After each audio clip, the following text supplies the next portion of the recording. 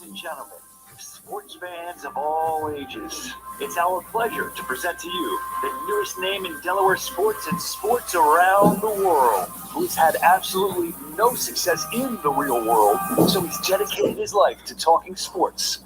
He's known to be prickly and very opinionated. It's time to get in the huddle with your host, Coach Muddle. All right, good evening, everyone. Welcome to the Huddle. It's me, Coach Muddle, Nevada Nick, here after, several heart attacks, bypasses, whatever else you want to say you had in that piss poor. I honestly, as people see, I put up there, did the Sixers forget it was a Game 7? Yeah. I mean, obviously, look, I'll be honest. I didn't even want to talk Monday. I really didn't. I was just so – I was more mad in other games. Obviously, Game 5, you blow the 26-point lead. And, I thought the officiating was terrible. The NBA needs to make big changes. You saw it again last night in the Suns game where it's just constantly – they're slowing these games down. And I get it. You want to make the right call. But at the one point, Booker barely hits a guy. Now, he did make contact, but he barely hits him. Right. They didn't even call a foul. They stopped in the middle of a play in the last minute of the game, and they overturned it. And it's like you didn't even have a whistle. Like, so then you're stopping the game. You didn't call a foul, and then you're overruling. It's like you can't do that.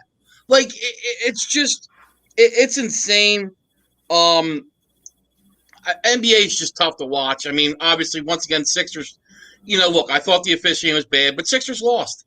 I mean, you had two 13-point-plus leads at home that you blew. You lost 3 games at home. And frankly, in Game 7, they did not have that extra oomph, that you should have in a Game 7. They were, in my opinion, a much better team than the Hawks, but the Hawks won. I mean, the Hawks wanted it more. I think that. And the thing that bothers me, and I know everybody wants to go at Ben and all, but they basically – laughed on our court and shoved it up our ass. They really did. Mm-hmm. John Collins had the him dunking on Embiid T-shirt. Like they should be embarrassed.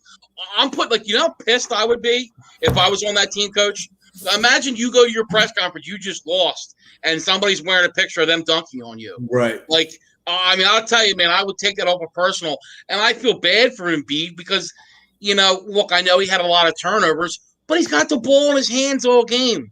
Like, they got to figure things out. And everybody says trade Ben, but, unless we're getting Dame Lillard or McCollum or talent equivalent to his back, you can't trade him. He does too much and other things. The biggest problem is he's not a point guard. He can't be point guard. Right. You can't have a point guard who shoots 33% from the free throw line. You can't have a point guard that doesn't shoot the ball one time in the fourth quarter in the last 4 games. That just can't happen. So, look, if you move him to the 4, let him play power forward on offense. He can bring it up sometimes like Scottie Pippen would do for the Bulls, point forward in transition. Right. But that's about it. Because in transition, he is dangerous. But when you get into a half-court set, he is not a point guard. He is a power forward. What's going on, Kevin? What's up, Kevin? Sammy, welcome back. What's up, gang? So I really thought that, the Sixers would come and show up, home court. I mean, it's pretty tough. Coach, and if I had told you Trae Young was 1 for 12 at half, you just said Sixers are up double digits and they were down by 2 points. Oh, absolutely. Absolutely. He's another guy. He didn't really come through, but the rest of the team showed up and were able to carry him. And I think that's the problem with the Sixers. Embiid gets quiet and nobody else steps up. Yeah. Well, and one thing I will say about Trae Young, I hate all the flopping and the, oh my God, he's got murdered stuff. But the guy creates for his offense. I mean, he's a good player. He's got ice in his veins, man. He can make some deep threes. He made one when they were up 3 to make it 6. That was just, at that time, no matter what, that is not an easy shot to make, and he made it. But he also makes plays that essentially like Capella had 10 points that were all Trae Young, where he's just putting the ball and putting it in his hands, and he's dunking it. So, the guy, I mean, he's a good player. I'm not going to sit there and lie. I just can't stand the whole him, a 6-foot guy running into somebody as fast as they can and flying back, and then it's like, oh, it's a foul. Well, he ran into me full speed. Like, what am I supposed to do? Like, and as you know, Coach, I know. I feel like he's anointed all of a sudden as this superstar when he just showed up yesterday, right? And and I just don't get it with that because I saw it in the Knicks series. They're going to get smoked by the Bucks. I mean, look, the Sixers got the Sixers, and people say, well, why does Ben Simmons score 18 points in the regular season and then this happens in the playoffs? Well, what happens in the regular season? You get to play the Bulls, the Pistons, and shitty teams. When you're in the playoffs, it's 7-game series after 7-game series after 7-game series against good teams. And usually, Coach, as you know in all sports, what comes to the top? Good defensive teams. Right. So that's the issue. And what happens is, especially late in games, you're essentially playing offense 4-on-5 because the other coach knows Ben's not going to shoot.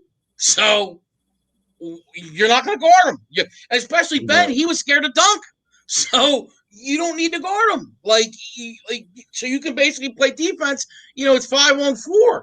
So, like I said, Ben needs to fix a lot of things. I mean, and I'm a Simmons guy. I love what he does defensively. I think he makes plays, but he's got to see some kind of sports psychologist. He's got the yips in his head. I know a good one. I know a real good. I know one of the best. Yeah. Okay, the best, actually. So, and she's got experience with. Yes. Trust me, yeah, she would be good. No, but it was a debacle, and that's the one thing too. If you look at these Sixers teams, the best Sixers team they had, it wasn't this team. I know we were the number 1 seed and all. It was the team with Jimmy Butler. And if you look, that team lost in Game 7 by a last-second shot that got like 3 tips and went in to the team that won it all, Kawhi Leonard and Toronto Raptors. Right. Because Jimmy Butler could take the ball late in games and create his own shot. And that's what they don't have right now. They don't have that, and Kevin said it. We miss J.J. Redick and Butler, and he's 100% right. I mean, I do like Seth Curry, but Seth Curry can't create his own shot. See, Jimmy Butler could take the ball at the end of the game, and when you're a center, you can't create your own shot, Coach. And you know it, too. They throw the ball to Embiid, and then 2-3 guys collapse on him, and that's why he has all these turnovers. So you got to have guys. Yeah, but I feel like Embiid tries to throw the ball too far. Yeah, he's trying to throw that. He's trying to make that pass like all the way across the floor, and then it winds up getting picked off. You're right. It's kind of telegraphed almost. He's got to fix some of the turnovers. But my point with him, I just think there's so much pressure on him, especially late in games, and he really and that's the one thing that you can definitely say, Ben Simmons, they don't have that number 2.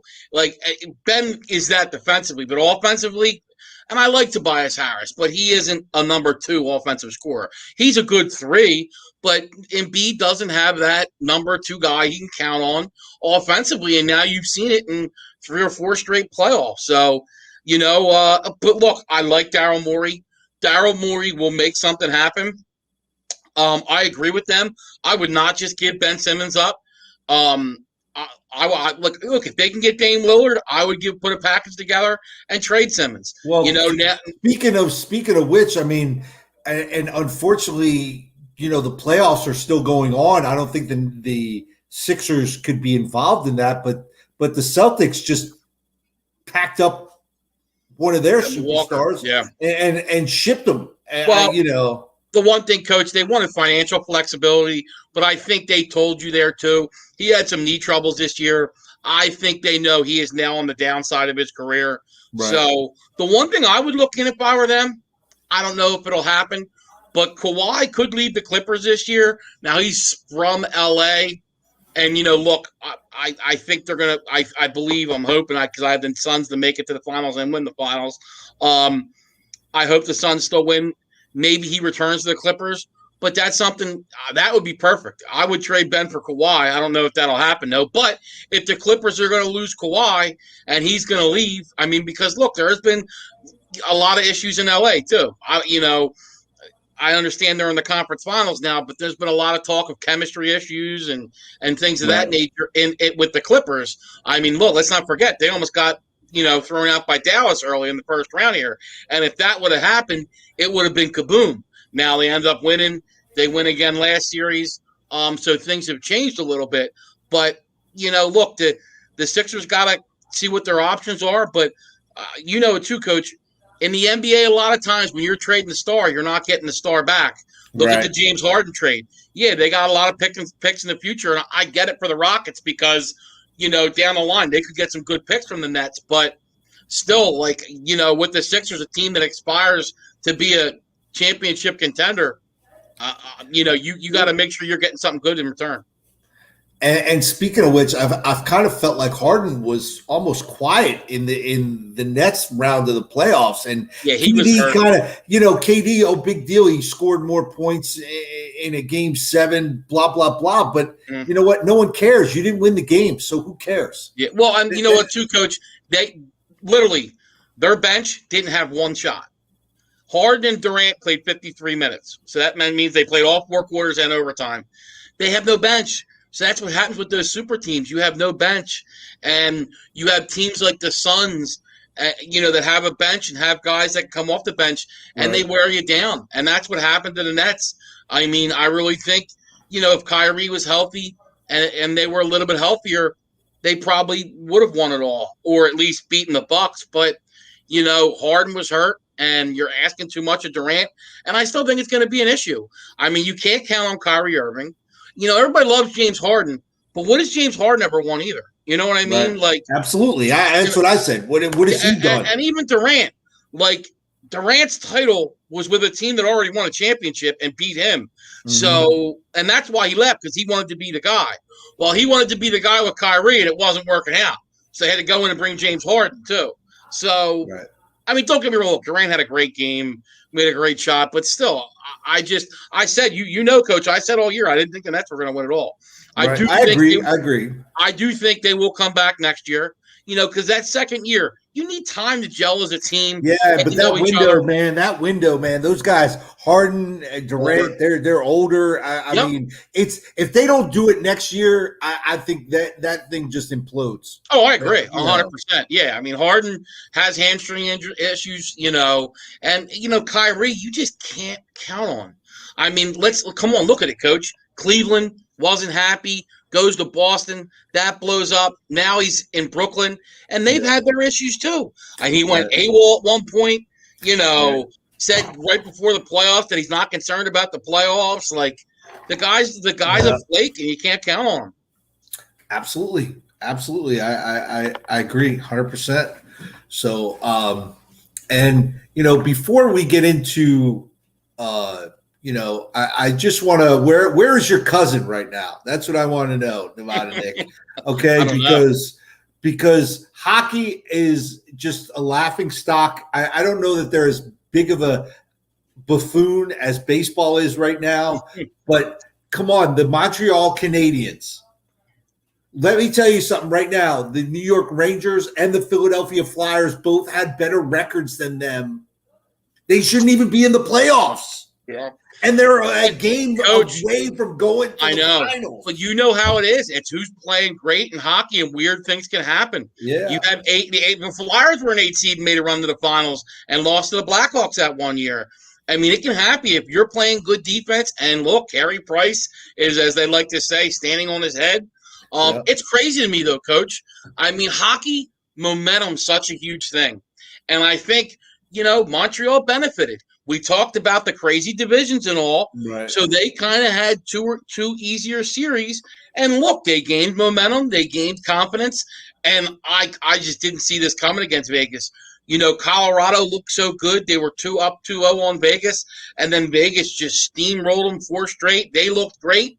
And now they go into Montreal. And, they're on the brink here going into Montreal, down 3-2. I do think Vegas will bounce back and win Game 6, but man, I don't know that they can beat this Montreal team twice. They look pretty good, and they outplayed Vegas last night. They just outplayed them. I mean, from start to finish, and just wanted it more. I really don't want to see Tampa win it again. So I'm really rooting for either the Islanders. Yeah, the alternate team. I really hate watching these alternate teams. But I like the Islanders. Islanders are a good, gritty team. I'd like to see them beat the alternate team. I can't believe they got their doors blown off. The other night. I don't know how you can be a Flyers fan and be a Lightning fan. I mean, that's I just don't understand that either. Just you know. But anyway, front running, I think. Yeah, it's all about front running. Now, if we could just go ahead. Talk about what's going on in the NBA with the Suns. And right now, hockey-wise, I mean, I don't even know what to predict because you couldn't have told me Montreal beat Vegas. I know crazy things happen in the NHL, but I didn't think it would happen. Man, I guess you'd have to think Tampa Bay's has the best shot. But honestly, it wouldn't surprise me if the Islanders came back and won the next two. Or, Vegas did. So I don't even know what to predict about hockey. Hockey's so hard to predict, Coach. I don't even know what to predict in that. And then as we talk about the NBA, I think it's the Suns' year. I really do. I think the Bucks are going to handle the Hawks. I really thought the Hawks were going to be happy with what they did against the Sixers. I do tip my cap to them. They played the Sixers hard. They did. They came out. They battled. They beat the Sixers with the assist of the refs, obviously. But they did beat the Sixers. But I think the Bucks are gonna handle the Hawks. I see that going maybe 5 or 6, but won't go further than 6. This won't be a 7-game series. The Hawks will be lucky if they go 6 with the Bucks. And I think the Suns, who are obviously up 2-0, they're looking like they're going to get Chris Paul back here in Game 3, and it's not looking good with Kawhi. I think Kawhi might be done for the year.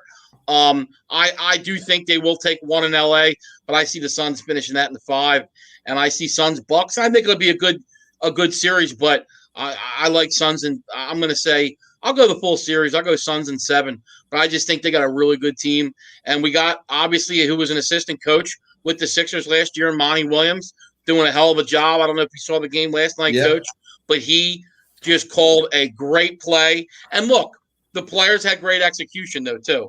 I mean, Crowder needed to put that ball in one spot for Ayton to catch it, and he put it that one spot. I mean, without hitting the rim, or right, or the guy's fingers. It was a great play call, great execution by the team, great everything, and they get their leader and Chris Paul back in Game 3. And I think it's just going to be a tough road to hoe for LA. Even though I know they've gone back-to-back series to come back down 0-2, I don't foresee that happening against Phoenix.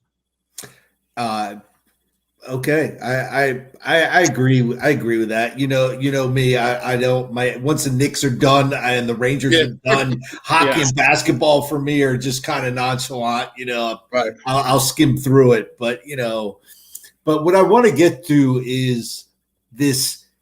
I mean, what happened in baseball last night? I don't know if you caught any of that. I mean, how does a guy pull his pants down? He pulls his pants down, has his ass hanging out.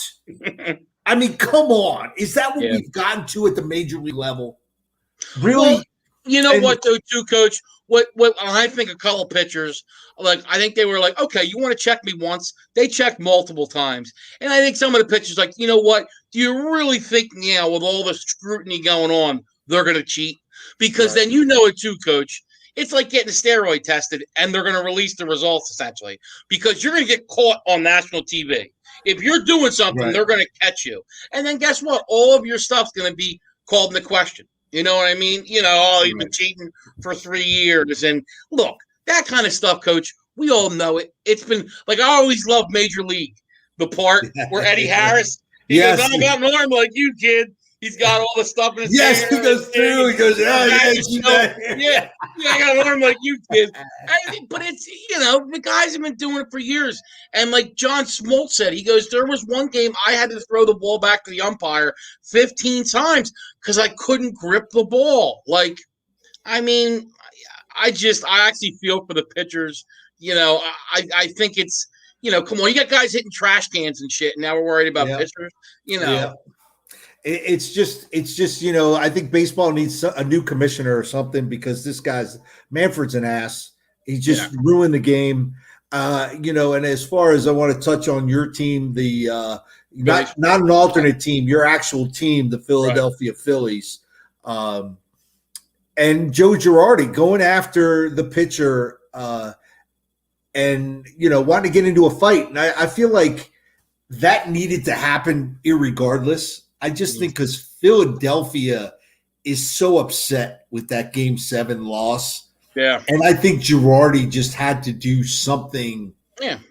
Because the fans were fired up. Everybody was, there's a lot of, I don't know if contention is the right word here, but Philadelphia is angry right now. Angry. Yeah. Well, and I think Girardi too is trying to, light a fire in his team right. too. The Phillies are 5 games out of first place or 4 games out of first place. The Mets have got a litany of injuries. You got a bunch of guys hurt.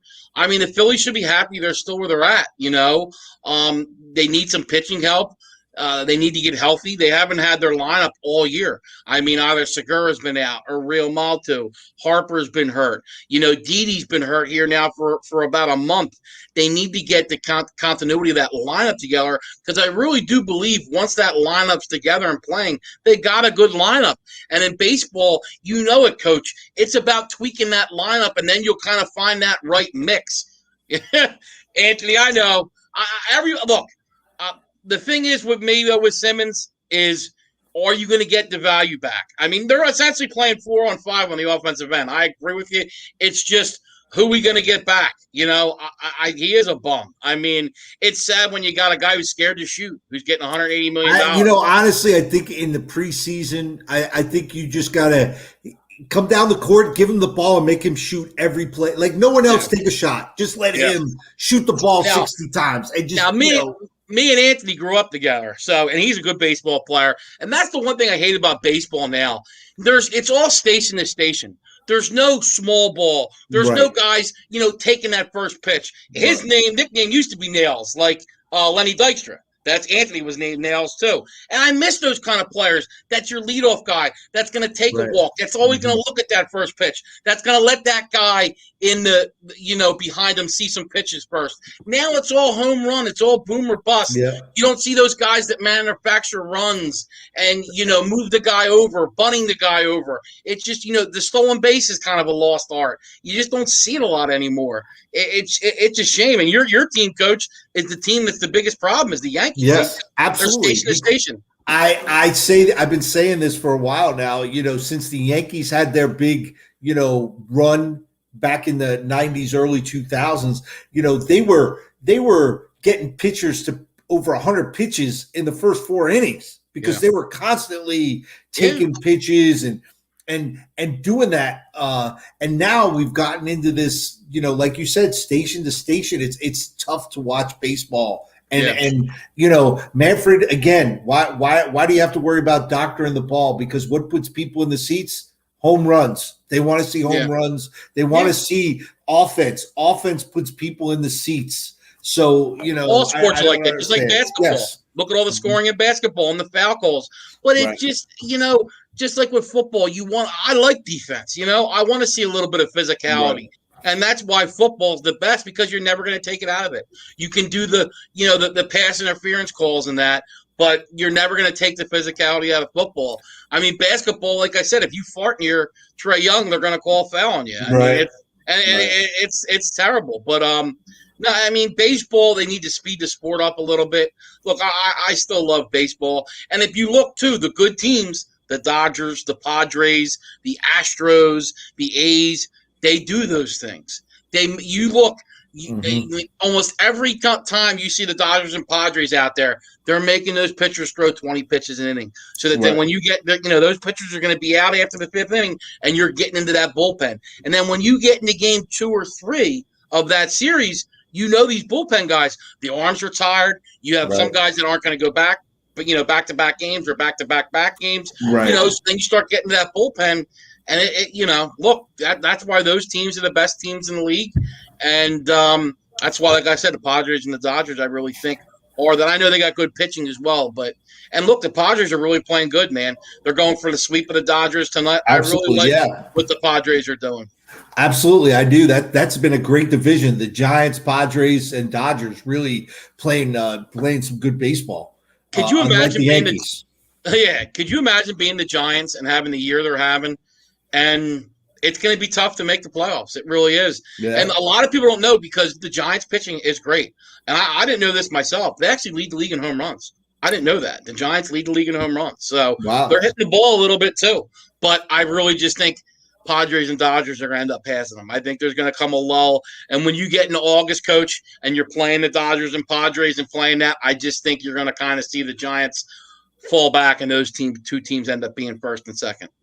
Absolutely. I agree. It's going to be tough, and it'll be a shame if they don't make it, But hey, by the way, want to, as I made my way south over the weekend, I had a fantastic Father's Day.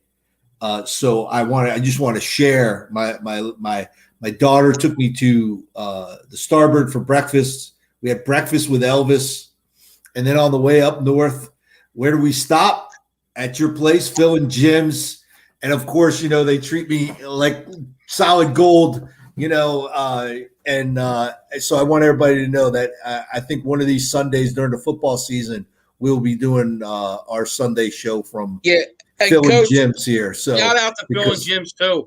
They ended up winning a contest, and it wasn't just Delaware County. It was Philly area, Delaware County, the 5-county area around Delaware County, Montgomery, Bucks, Chester County. I know, and then obviously Jersey and Delaware too. Right. And out of all those, it was like a March Madness type team. So 64 different places that made cheesesteaks. Phil and Jim's first place. So congratulations. Tell me Nevada Nick can't pick out the place, man. I mean, obviously you can tell I've had maybe one too many cheesesteaks. Maybe going to Salad Works might work for me once in a while. But Phil and Jim's has always made a good cheesesteak, man. Absolutely. Because let me tell you, I walk in there. I mean, the meat's piled high. Dude's in there. I mean, look, talk about a shoulder workout. Yeah. I mean, well, and the skins taught me too. Always got to get extra cheese because you never want a dry cheesesteak. Always get extra cheese. Look, and let me tell you, I just tell them, look, put some ketchup on there too. I mean, they didn't skimp at all. I mean, it was, it was phenomenal. It was good stuff. So so I thought I'd just give a shout out and Phil and Jim. So. Yeah, you want to talk about the college and get into the playoffs? Yeah, let's get into the big. I mean, huge. Yeah. Court case. The Supreme Court unanimously too, which to me says a lot. Right. Told the NCAA that you pretty much are, nothing. I mean, they're pretty much, I lack of a better word, man, they're slave drivers, man. Yeah. Basically, that's what they're doing. And look, these kids are making them millions and millions of dollars. Right. And look, we all know this is not going to be an easy situation. Do I know what the solution is? No. There's going to be smarter men than me or Coach that are going to need to figure this out and get through these waters. But these kids deserve more. I mean, I always tell the story about Chris Webber back in '93. Says he barely could afford a cheeseburger from McDonald's, and he's looking at a Champ Sports thing, and his jersey selling with his likeness on there. No matter what, that's his number with his name on the back, and it's selling for $70. That would kind of bother me too, And then, you know what? When you're in college now too, if you have that capability, if somebody wants to come and say, because I know it's a big thing in baseball now, minor leaguers coach Tatis actually did this, where they give you $350,000. And then they get 10% of your future earnings, basically. But that's something you need to look at for some of these kids, especially college football, because, you got to be there for 3 years. I mean, college basketball is almost a joke with this one-and-done stuff now. Right. But you got to figure it out, whether it's, letting a kid, sell his autograph.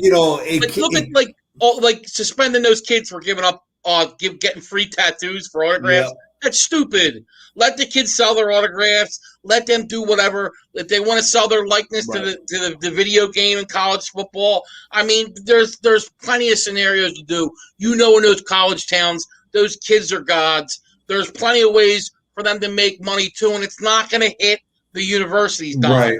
So what do they care? You know what I mean? Right. Because the thing that bothers me is those. You can't take a kid out to dinner.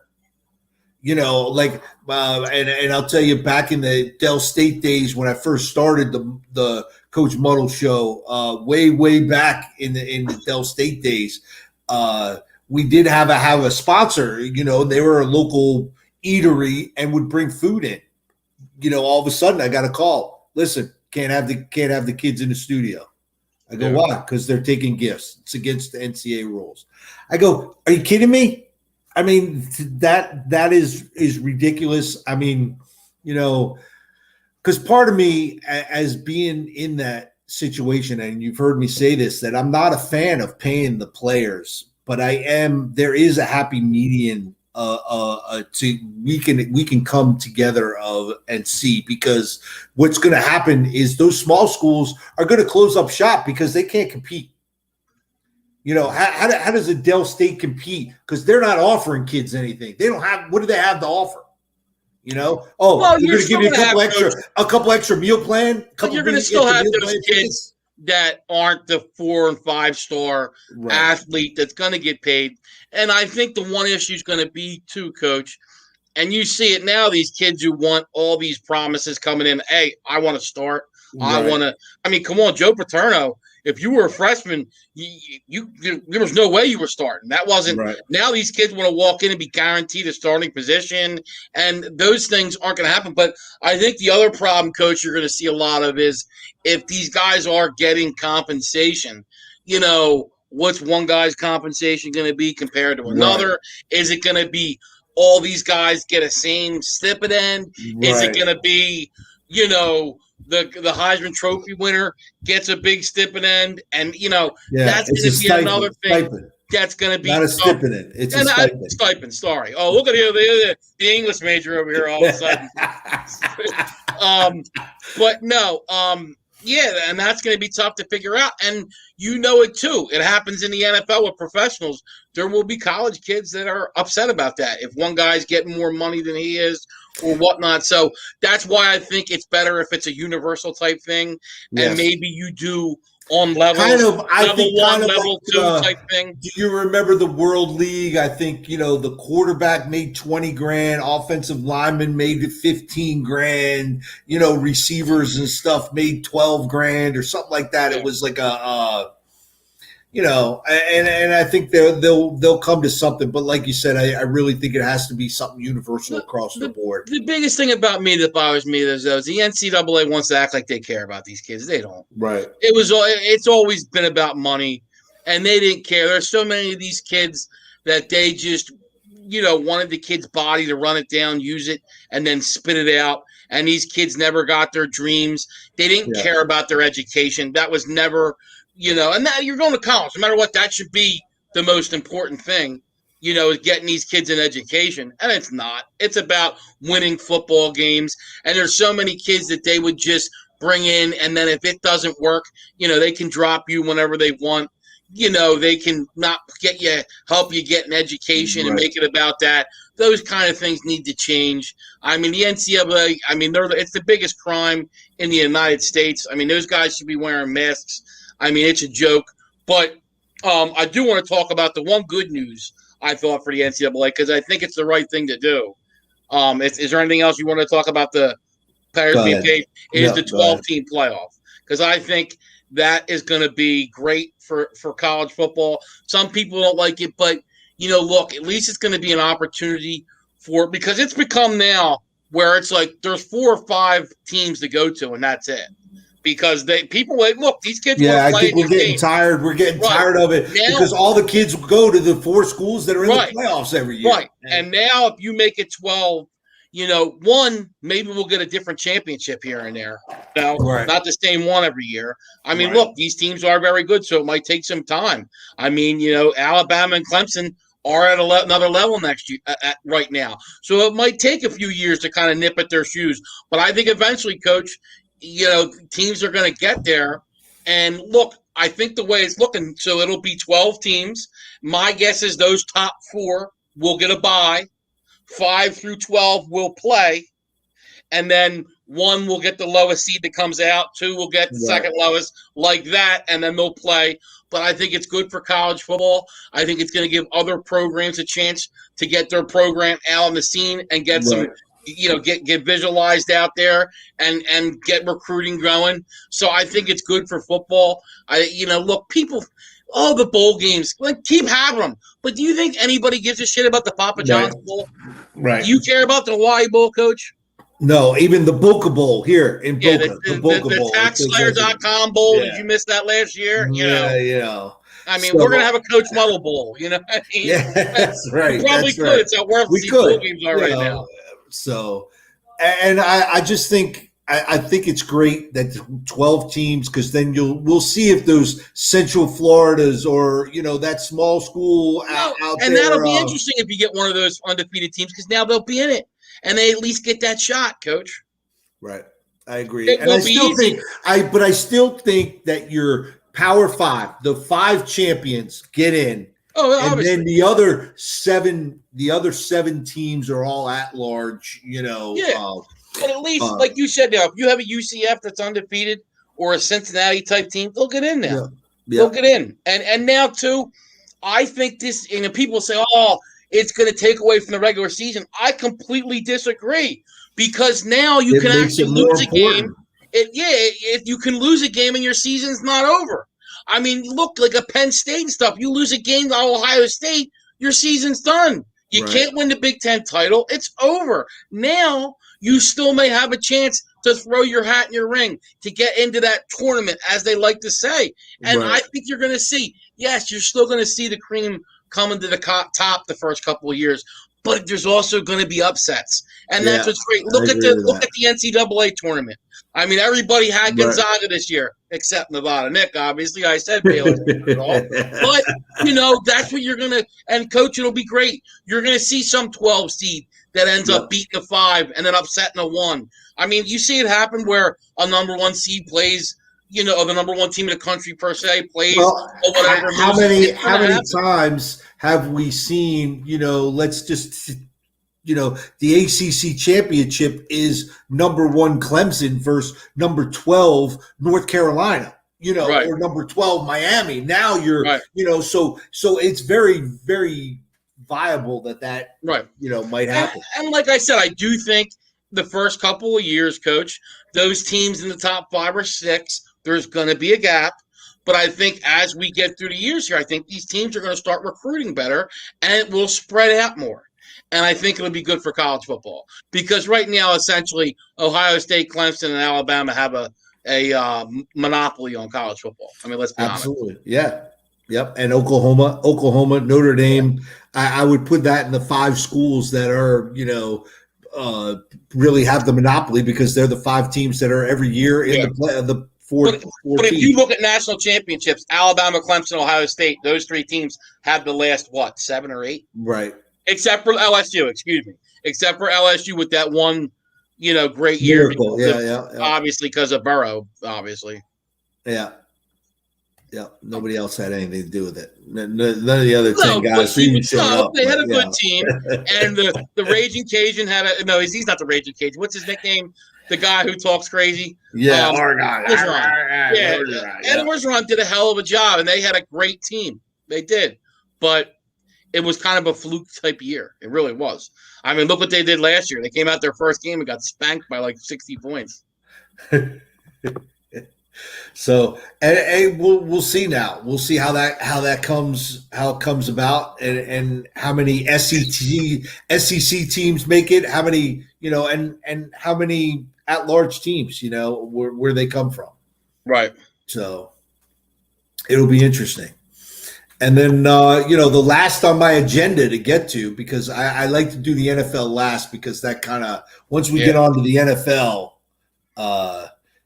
just jumping in. What's up, Stiz? Just, you missed the Sixers talk. You missed the big plug for Phil and Jim's. I don't know what's left for you, Stiz. Yes, Stiz. We will have Stiz on maybe in the next week or the week after. In the next 2 weeks, we'll get Stiz on here and start talk a little fantasy. Stiz shares in my disappointment though in regards to the Sixers. There's no doubt about it. And Stiz isn't as like Anthony forgiving to Ben Simmons is. I'm not forgiving to him. I just don't think you can trade him for a second round pick or something. I think you got to get some value. I think you need a person and some picks. You need a pick. Yeah. Picks well, if they can get a top 5 pick or something, right? Then and maybe there's a player you could target. I wouldn't mind that. Who's giving you that for that? I just know. I don't think his value is there. He's kind of, I mean, I just don't think. I don't think you're going to get value for him. I don't know if you remember. Wilt Chamberlain famously had the 100-point game and had the thing.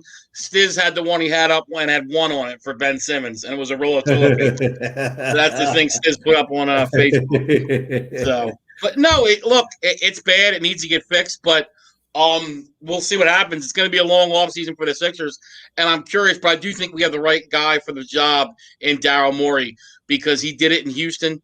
He will do whatever it takes to get this team better. And I'm hoping I would call Portland right now if Lillard wants out. Look, Portland's going to give up Lillard, who's 31. I don't know that they're going to get back what they want. Getting back a Ben Simmons, Maxey, and a number one, maybe 2 number ones. Does that do it? Or who else? But I would definitely be looking at that if I was the Sixers. I mean, and I think Portland, if Lillard does want out, I mean, you're getting a young 25-year-old all-star, no matter – I know he sucks on offense, but the guy does a lot of other things. Like I'm telling you, Coach, on a team like the Nets or the Warriors, Ben Simmons would be great because they need defense. They're not going to ask him. And the biggest problem with him and Embiid is Ben needs to be on a team like the Nets that has no center, that spreads you out and shoots the ball because Embiid is stuck in the middle and there's no lane for Ben because Ben can't shoot. Ben needs lanes. That's where he's good. And Embiid's in the middle posting up all the time. So that's why they don't fit together. So Ben's either got to play 4, and I think they do need to trade him. It's just as the right trade partner out there. Right. Now you want to get in the NFL, obviously. Quick. Yeah, obviously I want to get into a little NFL. So we had some big groundbreaking news from the NFL from the Raiders. Yeah. Colin Nassib comes out that he is Nassib. Thank you. Westchester guy too, Coach. I don't know if you knew that. I didn't know he was from Westchester. I knew he's in the area. Right. Him and his brother. His brother was a backup quarterback for the Giants, if you remember, for a little bit. I didn't know that. Yeah, his brother backed up Eli for a couple of years. I didn't know that. Okay. So yeah.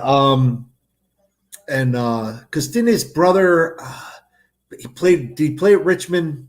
I don't know. Quarterback at Richmond? I forget. I don't know. Anyway, I just feel like this was done a lot better than, I don't know if you remember, what was it, 3-4 years ago when they forced them to draft the guy and do this whole stupid camera thing. And now, I mean, you have a guy who's legit in the league. He's been there for a while. He's been, I thought he was great on Hard Knocks when he was with Cleveland. Yeah, he was.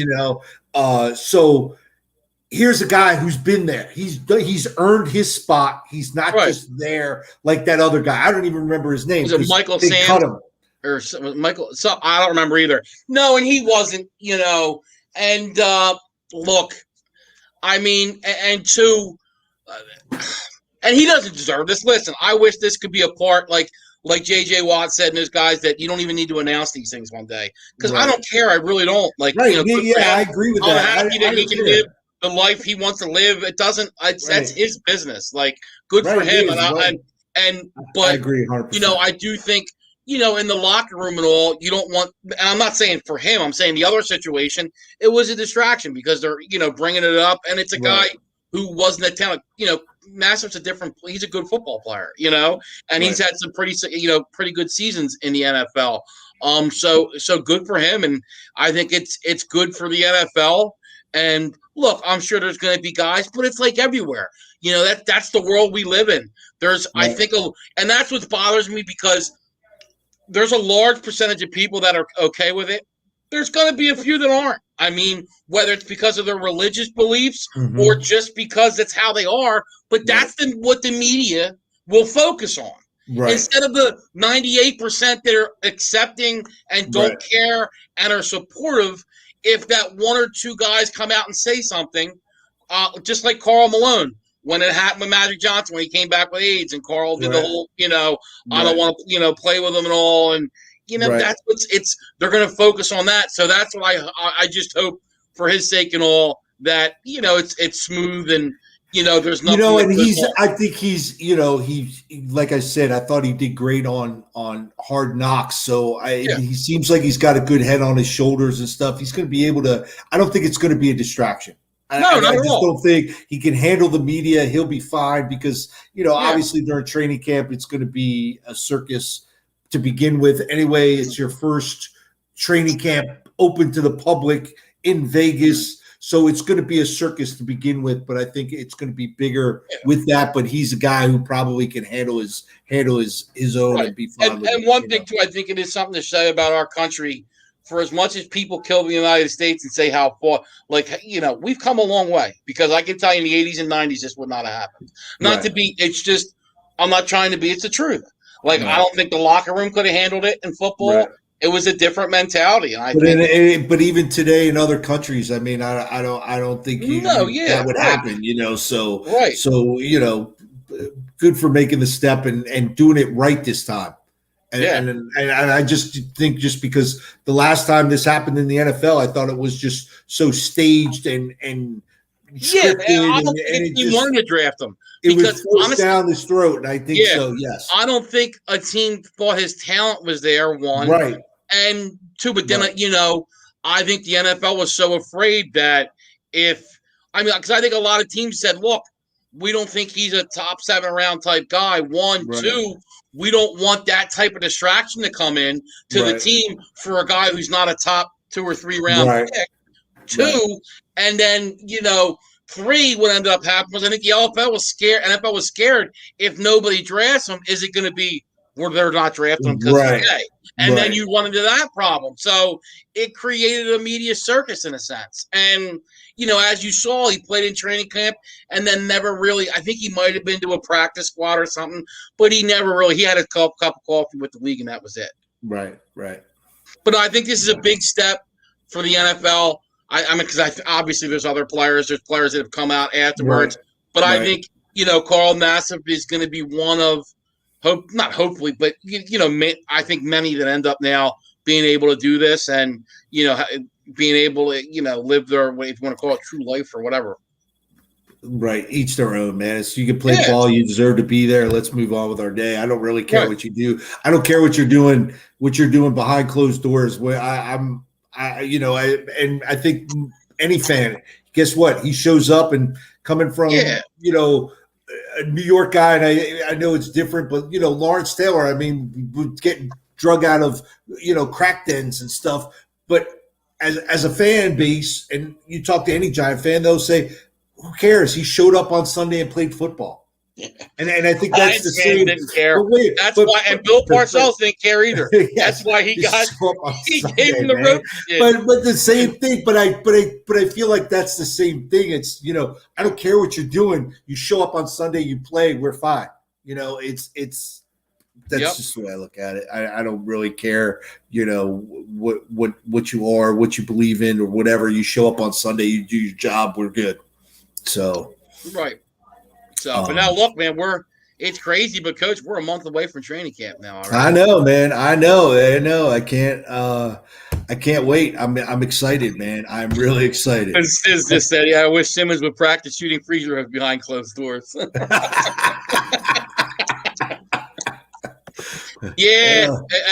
think that would help, Stiz.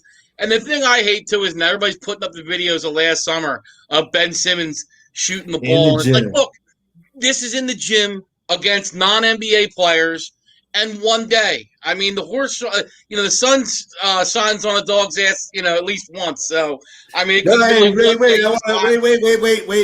I messed it up. Yes, because we got to quote Billy Wright. We got to call Billy and get him on here. A broken clock is right twice a day. Right. But yeah, I mean, yeah, the Simmons shooting but no, look, football's right, around the corner now. Really, no, look, Stiz, I'm pissed too, man.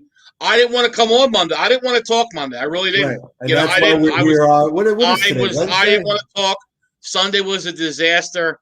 Look, I have so much hope for the Sixers, and we got our Super Bowl now, and I love the Eagles, but I really am hungry for an NBA championship. I mean, the last time they won was '83. I was one.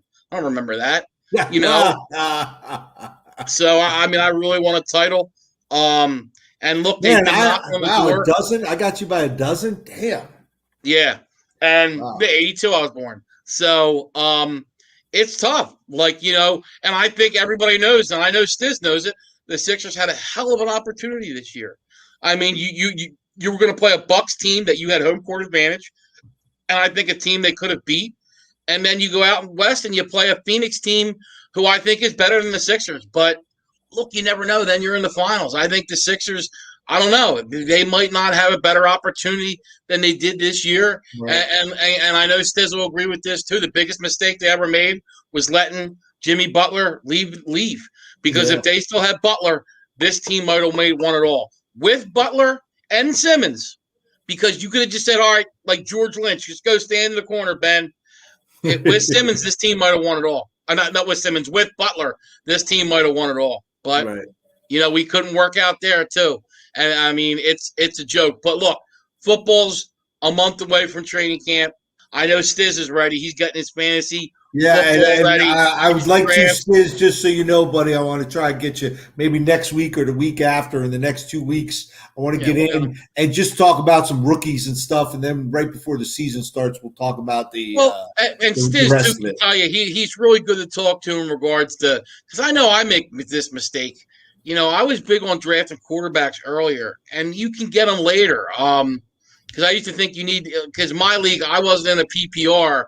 I really knew how important it was to get a quarterback. He can tell you, too, hey, this is where this guy's going this round. This is where this guy's going. This is the sleeper. Don't – or this is a bust. He's really good at that. Tommy from the Giants? We already knew that. We already knew that, Stiz. Who's a bust? I'm sorry to let that out of the bag. The receiver for the Giants that they drafted, Tommy. Oh, yeah. Tommy, he's a bust. He's a bust already, man. I mean, he wasted the number one pick on that guy. I can't believe Dave that. Gettleman, it's usually par for the course. Saquon, Daniel Jones. Yeah. Even the tackle. I mean, Andrew Jones, late. Or Andrew Thomas. Sorry. It looks like the other kid's better, Coach. The kid from Cleveland looked better. Yeah. The first round pick, there was another one, too. The kid from the Jets. The kid from the Jets. There was a bunch of them. Giants. Yeah. And he was the highest guy taken. So yes, he was. Yeah. And the kid, because what about the kid who won the Super Bowl? Jedrick Wills from the Browns. He was a player. And the kid from Tampa took a kid too. He Works.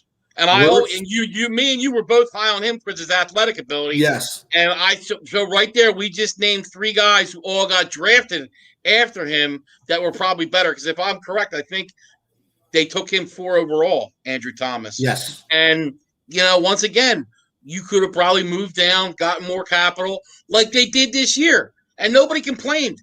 Coach liked what he did until he took the receiver. Yes. And it was, I think Gettleman actually did pretty well until he drafted somebody. Right. But I like moving back and getting compensation for next year. But look, man, I can't wait. Fans are going to be back in the stadium. That's going to be awesome. We've got big plans. We're gonna hit Vegas. We're gonna go up to New York. We're obviously be at Philly. We'll be, so we'll be at a couple of stops. Going everywhere. We're going to the Super Bowl. Yeah. We're going to be on Media Row. We're going to be on Media Row. Game. We're going to Washington, New York, Dallas. So we're going everywhere. You know what I mean? We're going to go to Ontario for the Canadian Football League. Yep, the Grey Cup. Yep, the Grey Cup. We're going to the Grey Cup. Everywhere, man. Doug Flutie, we're going to get our Flutie flakes out. And that's right. We're doing it all. But, really excited for the football season. I know with me, man, a lot of people love summer. I'm ready for summer. We'll go to London, Stiz. Yeah, keep bringing. Stiz, we'll go to London. We'll go to Mexico. Yeah, we'll go. But no, we're we're excited, man. Football's great. I can't wait for summer to be over every year because that means it's the start of football. And there's nothing better than that first football Sunday. You wake up and you know you got that full slate of games, and it's. I mean, it's like everybody's got their Christmas morning. That's my Christmas morning. Absolutely. That honestly might be my favorite day of the year. That first Sunday of football that we know, hey, we're going to wake up here for 21 consecutive Sundays and have football to watch. Yep. Absolutely. Well put, Nevada Nick. Awesome. That's what I would say if I was. Hey, that's great job, Nevada Nick. That's awesome. What a way to end the show. And everyone, thanks for checking us out. We appreciate it. Make sure you like the page, share it with your friends, put it up and get more people involved. We love having you. Get ready for the Coach Muddle tour. Get ready for the tour. We're going to get the Madden bus, the Muddle bus. We're going to get the Muddle bus. We're going to get the Muddle bus. Absolutely. It's going to be a piece of shit, broken down bus, and we're going to get it.